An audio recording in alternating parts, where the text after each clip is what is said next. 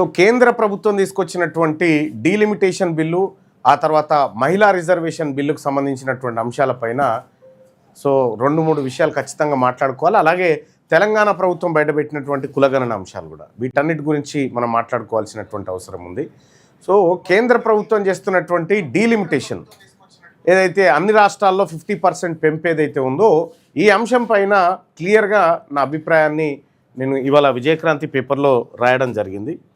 అసలు ఏంది దీని వెనకాల ఏం జరుగుతుంది అనేటువంటి అంశాన్ని క్లియర్గా ఏ విధానం అయితే బెటర్ అనేటువంటి విషయాన్ని కూడా ఇవాళ విజయక్రాంతి పేపర్లో మా అభిప్రాయంగా చెప్పడం జరిగింది. ఒకసారి ఆ అభిప్రాయాన్ని చెప్పిన తర్వాత జనాభా కోలమానం కాకూడదు దీనికోసం అని చెప్పి మా అభిప్రాయాన్ని క్లియర్గా, దాని ఏంది జనాభాతో సంబంధం లేకుండా అన్ని రాష్ట్రాలకు 50% వేస్తున్నాం అనేటువంటి మాట చెప్తా ఉంది. అయితే ఇటు విపక్షాలు దక్షిణాది రాష్ట్రాలు దీన్ని విమర్శిస్తూ ఉన్నాయి. దీనికి ఏమైనా ఆల్టర్నేట్ ఉందా, ఉంటే ఏం చేయాలనేటువంటి అంశాల గురించి నేను చిన్నగా ఒక వ్యాసం మీ ముందుకు తెచ్చాను, అది చదివి వినిపిస్తాను. దేశం పెద్దదైంది, జనాభా పెరిగింది, సమస్యలు పెరిగాయి, ప్రాంతీయత అసమానతలు పెరిగాయి, ప్రజల ఆశలు పెరిగాయి. అందుకే లోక్సభ సీట్ల పెంపు అవసరం ఉందని ఎవరైనా చెబితే దాన్ని సూటిగా ఖండించడం సరికాదు. ప్రజాస్వామ్యంలో ప్రజలకు ప్రాతినిధ్యం పెరగాలి. దేశంలో 1950ల భారత్ కాదు, 140 కోట్లకు పైగా ప్రజల దేశం. ఇంత పెద్ద దేశానికి 543 మంది సభ్యులతోనే ఎప్పటికీ ముందుకు పోవడం కష్టమే. కాబట్టి సీట్ల పెంపు అనే ఆలోచన తప్పు కాదు.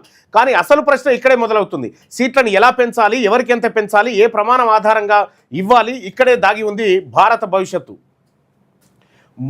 జనాభా ఒక్కటే ప్రమాణం అయితే గత 40 నుంచి 50 సంవత్సరాలుగా కుటుంబ నియంత్రణ పాటించిన రాష్ట్రాలు శిక్ష పడతాయి, మహిళా విద్యపై దృష్టి పెట్టిన రాష్ట్రాలు శిక్షించబడతాయి, పబ్లిక్ హెల్త్ మెరుగుపరిచిన రాష్ట్రాలు శిక్షించబడతాయి, అక్షరాస్యత పెంచిన రాష్ట్రాలు, చిన్న కుటుంబం సంతోషకర కుటుంబం అన్న భావనను సామాజికంగా అమలు చేసిన రాష్ట్రాలు, ఇవన్నీ చివరకు పార్లమెంట్లో తమ గొంతు బలహీనపడే పరిస్థితి ఎదుర్కొంటాయి. అంటే దేశాన్ని అభివృద్ధి చేసిన రాష్ట్రాలకు బహుమతి కాదు శిక్ష, జనాభా అదుపులో పెట్టిన రాష్ట్రాలకు గౌరవం కాదు గాయంగా ఉండేటువంటి అవకాశం జనాభా ప్రాతిపదికన చూస్తే.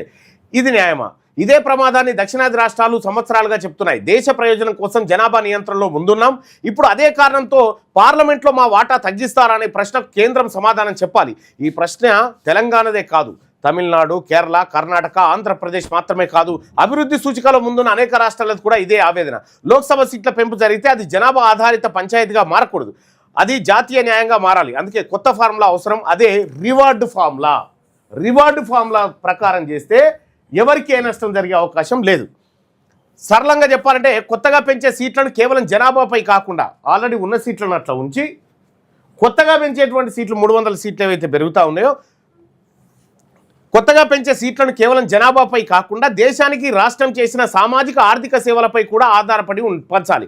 అంటే ఒక రాష్ట్రం తన ప్రజల ఆరోగ్యాన్ని మెరుగుపరిచిందా, విద్యను పెంచిందా, ఉపాధి కల్పించిందా, అడవి విస్తరాన్ని కాపాడిందా, పేదరికాన్ని తగ్గించిందా, నేరాలను తగ్గించిందా, రవాణా, మౌలిక వసతులు, జీవన ప్రమాణాలు పెంచిందా, ఇవన్నీ కూడా లెక్కలోకి రావాలి. అంటే లోక్సభ సీట్లు కేవలం జనాల లెక్క కాదు, అది పాలనకిచ్చే మార్కులు కూడా కావాలి. ఒకసారి ఊహించండి, లోక్సభను 543 నుంచి 850కు పెంచాలని అనుకుంటున్నాం. అంటే కొత్తగా 300కు పైగా సీట్లు వస్తాయి. ఈ అదనపు సీట్లన్నీ జనాభా ప్రాతిపదికన పంచితే ఏమవుతుంది?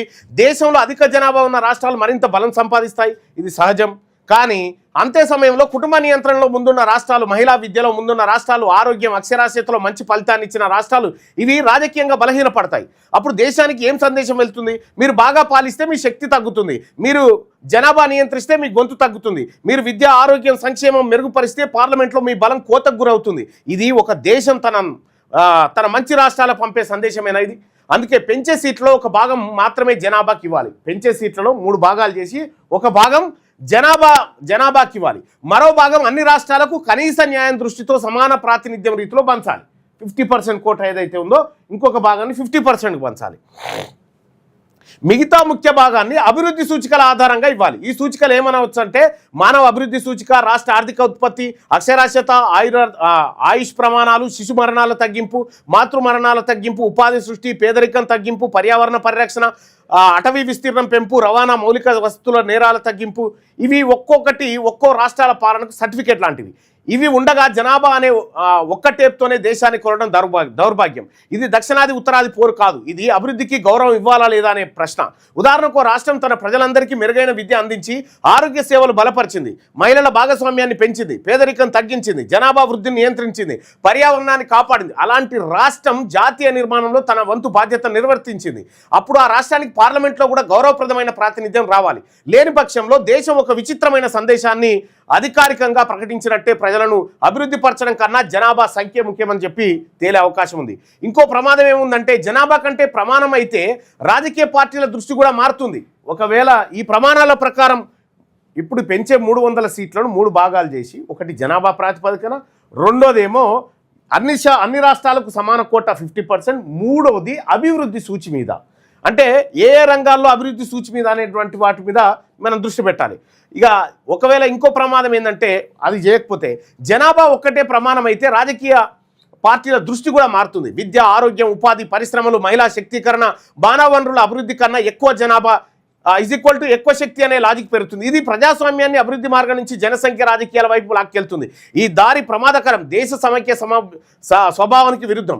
భారతదేశం కేవలం జనాభా సమూహం కాదు, ఇది ఒక సమైక్య రాజ్యం. ఇక్కడ రాష్ట్రాల గౌరవం ఉండాలి, వివిధకు విలువలు ఉండాలి, అభివృద్ధికి ప్రోత్సాహం ఉండాలి. లోక్సభ సీట్ల పెంపు నిజంగా దేశ ప్రయోజనం కోసం కావాలంటే అది 3 సూత్రాలపై నిలబడాలి. 3 సూత్రాలపై. మొదటిది ప్రతి రాష్ట్రానికి కనీస న్యాయం, రెండోది జనాభాకు తగిన స్థానం, మూడోది అభివృద్ధి ఆధారంగా రివార్డు. ఈ 3 లేకుండా చేసే పెంపు దేశాన్ని కలపదు, దేశాన్ని మానసికంగా విడగొడుతుంది. మన దేశం ఈ దశలో గొప్ప నిర్ణయం తీసుకోవాలి. పెంచే సీట్లను ఎవరు ఎక్కువ పిల్లలు కన్నారు అన్న కోలమానంతో పంచాలా, లేక ఎవరు తమ ప్రజల జీవితాలను మెరుగుపరిచారు అన్న కోలమానంతో పంచాలా? ఈ రెండింటి మధ్య భారత భవిష్యత్తు ఉంది. లోక్సభ అనేది కేవలం సంఖ్యల సభ కాదు, అది దేశ మనస్సాక్షి. ఆ సభలో స్థానాలు పెరగాలి, కానీ ఆ పెంపు కూడా భారతదేశం ఏ విలువపై నిలబడి ఉందో ప్రకటించాలి. ఈ దేశం అభివృద్ధిని గౌరవిస్తుందా, విద్యను గౌరవిస్తుందా, ఆరోగ్యాన్ని గౌరవిస్తుందా, లేదంటే పర్యావరణాన్ని గౌరవిస్తుందా, పేదరిక నిర్మూలన గౌరవిస్తుందా? ఇవన్నీ గౌరవిస్తే ఆ విలువలు సీట్ల పెంపకంలో కూడా కనిపించాలి. లేకపోతే రేపు రోజున ఒక రాష్ట్రం అడుగుతుంది, దేశం చెప్పింది విన్నాం, చిన్న కుటుంబాన్ని ఆచరించాం, పిల్లలను చదివించాం, ఆరోగ్యాన్ని మెరుగుపరిచాం, పేదరికాన్ని తగ్గించాం, ఇప్పుడు బహుమతి ఏంటి? అప్పుడు ఢిల్లీ చెప్తుందా మీరు బాగా పనిచేశారు కాబట్టి మీ లోక్సభ వాటా తగ్గిందని? కాబట్టి ఇది ప్రజాస్వామ్యానికి అవమానం. కాబట్టి స్పష్టంగా చెప్పాలి, లోక్సభ సీట్ల పెంపు జరగాలి, కానీ జనాభా ఒక్కటే ప్రమాణం కాకూడదు. కొత్త సీట్ల అభివృద్ధి, పనితీరు, మానవ సంక్షేమ సూచికల ఆధారంగా కూడా పంచాలి. అదే నిజమైతే జాతీయ న్యాయం, భారతదేశం పెద్ద దేశం కానీ పెద్ద దేశం కావడం ఒక్కటే గొప్పతనం కాదు, సమాన న్యాయం చేయగలడమే అదే గొప్పతనం. ఇప్పుడు దేశం ముందు ఉన్న ప్రశ్న ఇదే, లోక్సభను పెద్దది చేద్దామా లేక భారత న్యాయాన్ని పెద్ద చేద్దామా? 2 కలిసే జరగాలి, అప్పుడే అది నిజమైన. అయితే ఇక్కడ మా సూచన ఏంటంటే, ఇప్పుడు రేవంత్ రెడ్డి గారు జిఎస్డిపి అని చెప్పి ఒక దాన్ని తీసుకొచ్చాము. జిఎస్డిపితో నేరుగా మొత్తం సీట్లను హిట్ చేయలేం, కష్టమవుతుంది. ఆల్రెడీ 543 సీట్లను అట్లా ఉంచి మీకు ఒకసారి రాసి చూపించే